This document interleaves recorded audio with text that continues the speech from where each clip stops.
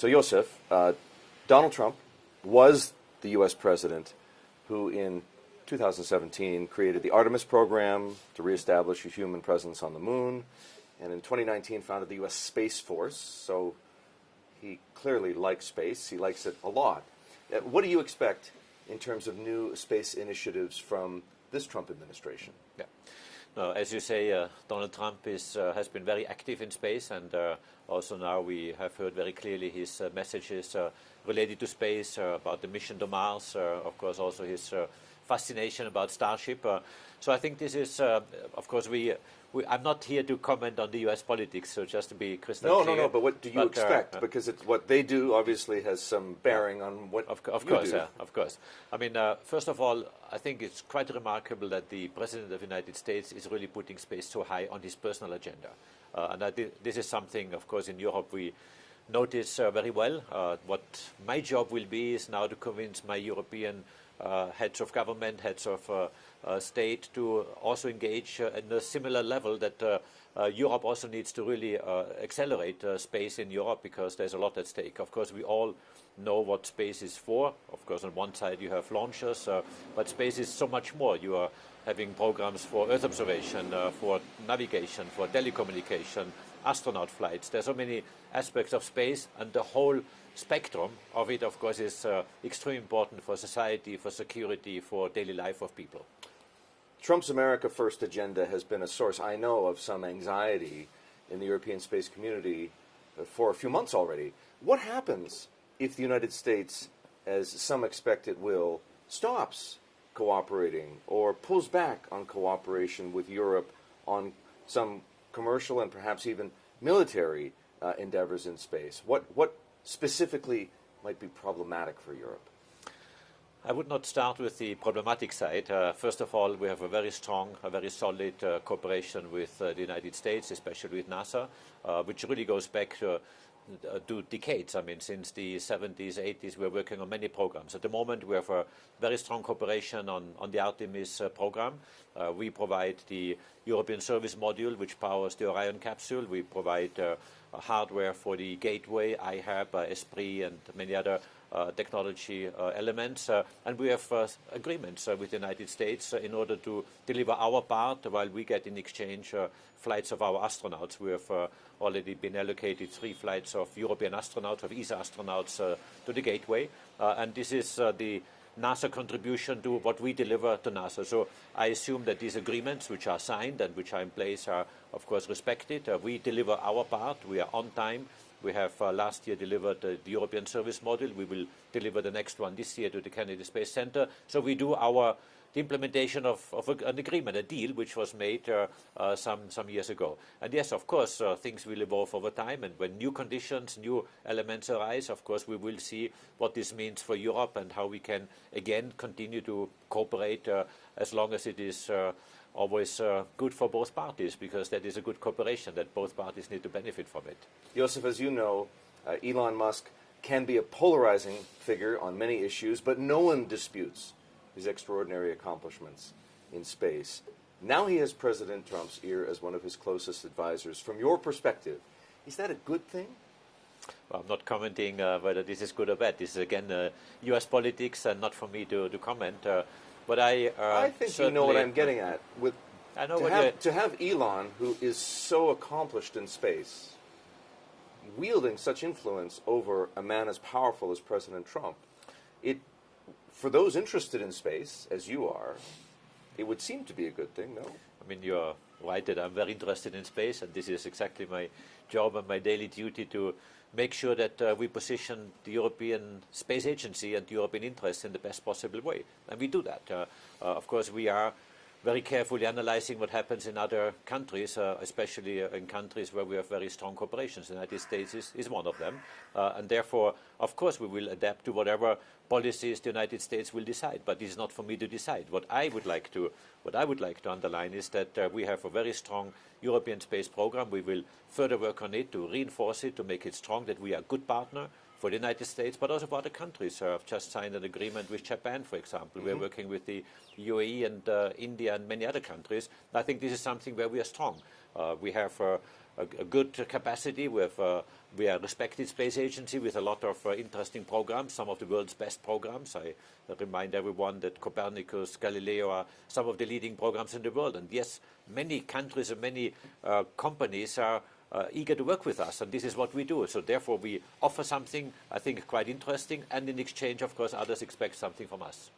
As you know, the ESA was forced to launch some satellites with Elon SpaceX because your own rocket program was behind schedule. Does the geopolitical environment make it even more essential that Europe has so-called space autonomy, the capability to reach space on its own with its own equipment? I mean, Europe always, since the very first day, had one of its objectives to have its own access to space. We have launched the Ariane 1 program with ESA in the 70s, and we always had Ariane rockets, which have been launching our satellites. We had a situation for about 1 year where we did not have our own heavy lift rocket. Ariane 5 was going to the end of its service. Ariane 6 was not yet on the launch pad. So for this 1 year, we had no heavy launcher for Europe. And yes, of course, we have been working with our partners. But let me also recall that this always goes both ways. We have been launching with SpaceX some of our satellites. It worked perfectly well, and I think the service was very professional. I'm very grateful for that.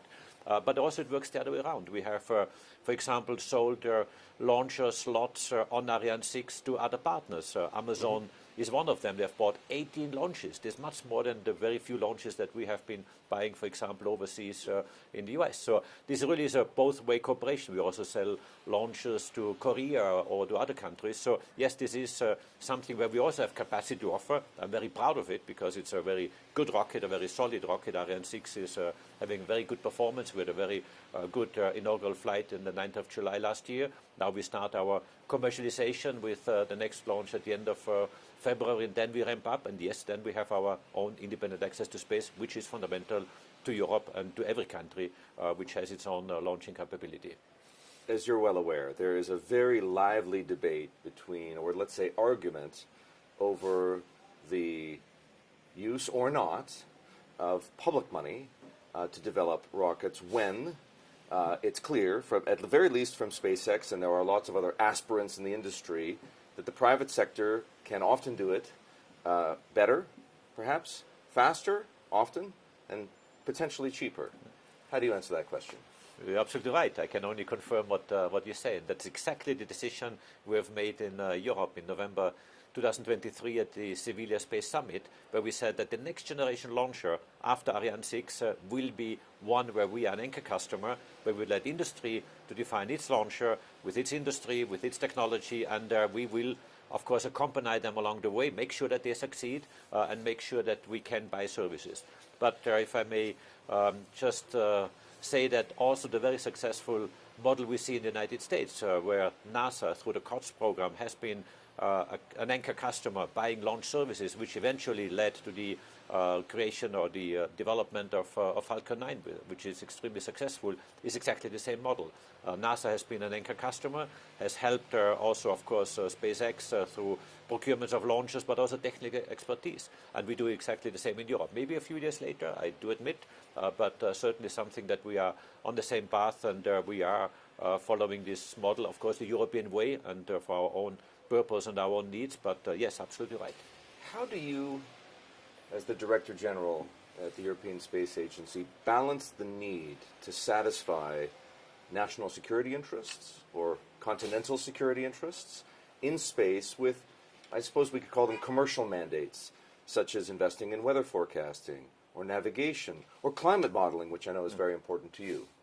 Yeah, absolutely. Climate modeling is one of the drivers of our Earth observation program, and will always be, because there is always a need for monitoring our planet. But it's not only for climate, because the very same satellite that monitors climate can also help in agriculture, can help in forestry, in urban management, but also in many other aspects, ship routing, which has commercial and climate aspects. So there's many domains where the very same constellation of satellites can serve many purposes. And speaking of Earth observation, I think there we see we see, I would almost call it a sleeping beauty that is waking up now, where we have a lot of potential, where we know that space is underutilized today, and many segments of the economy can be served with space data.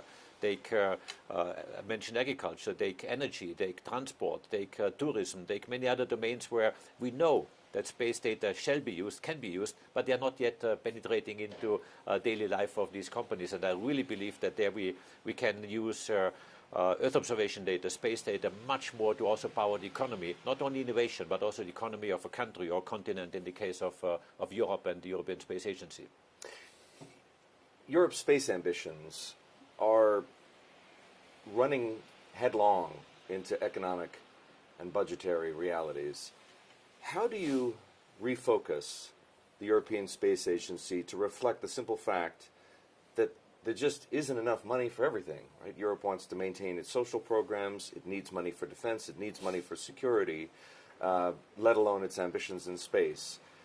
Do you have some hard decisions to make?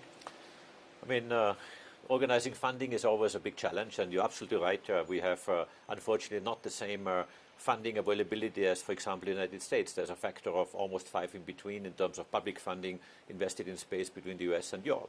And that's something I say very loud and very clear to my decision makers, because I want everyone to understand how important space is, not only for the sake of having space or launching a rocket. Space is so much more and is so much wider, and has economic aspects, has social aspects, is serving every single citizen. If you are if you're waking up in the morning, you are looking at your mobile phone, you are looking at the weather forecast. As you know, the weather forecast would not be possible without the use of satellite data. 80% of all data leading to a weather forecast come from satellites. And weather forecasting is just one example where huge segments of the economy are impacted or influenced by it. But also navigation is another example. Navigation is used every single day, not only going from here to there, but in aviation and, of course, cars, in the future, and autonomous driving and many more capabilities. We need the infrastructure in space for our daily life for every single citizen.